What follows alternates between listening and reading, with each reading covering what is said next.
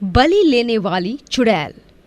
रात के अंधेरे में सुनसान सड़क पर एक चुड़ैल सुंदर सी लड़की का रूप लेकर खड़ी होती है और गाना गाती है।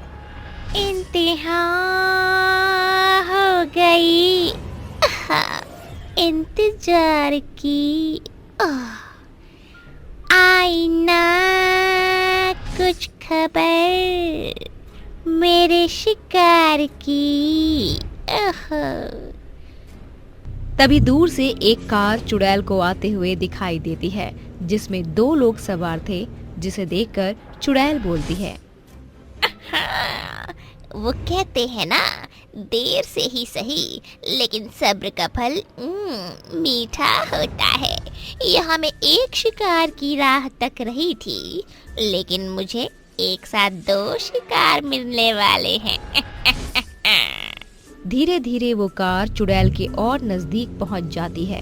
तभी रॉकी उस सुंदर लड़की को देखकर बोलता है, यार ईशान, जरा सड़क के किनारे खड़ी उस लड़की को देख। वो लाल ड्रेस में कितनी सुंदर लग रही है और उसके खुले बाल उसकी सुंदरता को 4 चांद लगा रहे हैं। पूरे चांद की रोशनी में वो बला के खूबसूरत लग रही है। सही कहा, बहुत खूबसूरत है, लेकिन इतनी रात में एक अकेली लड़की इस सड़क पर क्या कर रही है? चल उससे पूछते हैं, क्या पता उसे कोई जरूरत हो। जिसके बाद ईशान उस लड़की के सामने कार रोक देता है। तभी चुड़ैल उनसे बोलती है, क्या आप मुझे लिफ्ट देंगे? मेरी कार खराब हो गई है। लड़की की आवाज सुनकर दोनों मंत्रमुग्ध हो जाते हैं और उसकी खूबसूरत बड़ी बड़ी आंखों में डूब जाते हैं। तभी चुड़ैल की आंखों से एक चमत्कारी रोशनी निकलती है और उन दोनों की आंखों में चली जाती है, जिससे वो दोनों चुड़ैल के वश में हो जाते हैं। तभी चुड़ैल अपने असली रूप में आ जाती है, जिसके बाद चुड़ैल उनसे बोलती है, आओ मेरे राजा, मेरे पीछे आओ, मैं तुम्हें अपनी दुनिया में ले जाऊंगी। जिसके बाद रॉकी और ईशान कार से उतरते हैं और चुड़ैल के पीछे पीछे जंगल में जाने लगते हैं, जहां चुड़ैल उन्हें अपने काल देवता के गुफा में ले जाती है और उन दोनों से बोलती है, अब तुम दोनों मेरे काल देवता के आगे अपना शीश झुकाओ। चुड़ैल के इतना कहते ही रॉकी और ईशान अपना सर काल देवता की मूर्ति के आगे झुका देते हैं और तभी चुड़ैल तलवार से उन दोनों का सर धड़ से अलग कर देती है और काल देवता से बोलती है, कालों के काल, शैतानों के देवता, काल देवता, मैंने 2 और बलि दे दी। अब आप मुझे शक्तियां दीजिए ताकि मैं और भी ताकतवर और खूबसूरत हो जाऊं। तभी काल देवता के मूर्ति के अंदर से एक सुनहरी रोशनी निकलती है और चुड़ैल के ऊपर पड़ती है, जिससे चुड़ैल खूबसूरत और शक्तिशाली हो जाती है। ऐसे ही चुड़ैल हर रात पुरुषों को अपने हुस्न के जाल में फंसाती और उनकी बलि दे दिया करती थी। लेकिन एक दिन की बात है, उस रात 3 दोस्त कार में सवार होकर उसी जंगल के रास्ते से जा रहे होते हैं। तभी अर्जुन बोलता है, थैंक्स यार, जो तूने वेकेशन का प्लान बनाया और मेरी मोम से बोलकर मुझे अपने साथ चलने का परमिशन भी दिलाया। नहीं तो मैं अकेले घर पर बोर हो जाता। इसमें थैंक्स कैसा यार, तू मेरा बचपन का दोस्त है और तेरे लिए थोड़ा झूठ बोलना तो बनता है। अच्छा, तो सिर्फ अर्जुन ही तुम्हारा दोस्त है, मैं नहीं हूँ ना? जाओ, मैं तुमसे बात नहीं करती। तुम भी नरिया हर बात को दिल से लगा लेती हो और नाराज होकर बैठ जाती हो। सॉरी बाबा। और किसने कहा तुम मेरी दोस्त? तुम तो मेरी जान हो। सच्ची? तुम सच कह रहे हो ना? तुम्हें पता है ना, मैं तुम्हें और तुम्हारा प्यार किसी और के साथ शेयर नहीं कर सकती। हाँ बाबा, मुझे पता है, मैं तो बस तुम्हारी टांग खींच रहा था। अरे दोनों रोमियो जूलियट इश्क फरमाना बंद करो और गाड़ी चलाने पर ध्यान दो। कहीं ऐसा ना हो जाए जाना था चीन और पहुंच जाए जापान। अर्जुन की बातों पर तीनों हंसने लगते हैं।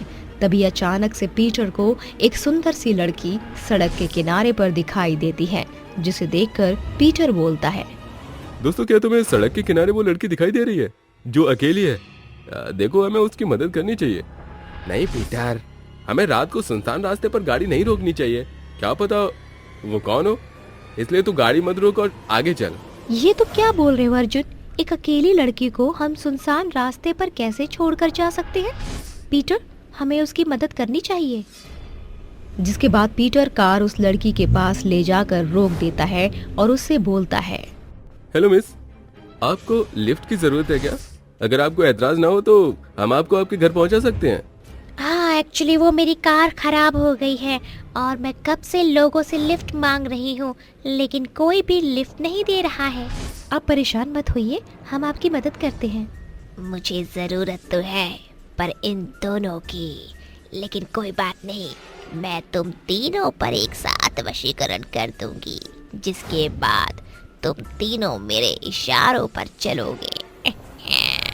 इतना बोलकर चुड़ैल मंत्र पढ़कर उन तीनों पर फूंक मार देती है, जिससे वो तीनों चुड़ैल के वश में हो जाते हैं। और तभी चुड़ैल अपने असली रूप में आ जाती है और उनसे बोलती है, आगे बढ़ो मेरे प्यारे शिकार, चलो मेरे साथ और अपनी बलि देकर मेरे काल देवता को प्रसन्न करो, आगे बढ़ो। जिसके बाद वो 3 कार से उतरते हैं और उस चुड़ैल के पीछे पीछे चलते हुए काल देवता की गुफा में पहुंच जाते हैं। तभी चुड़ैल बोलती है, अब तुम लोगों को मेरा हुक्म मानना होगा और जो मैं कहूँगी वो करना होगा। हाँ, हम मानेंगे और जो आप बोलेंगे वो हम करेंगे।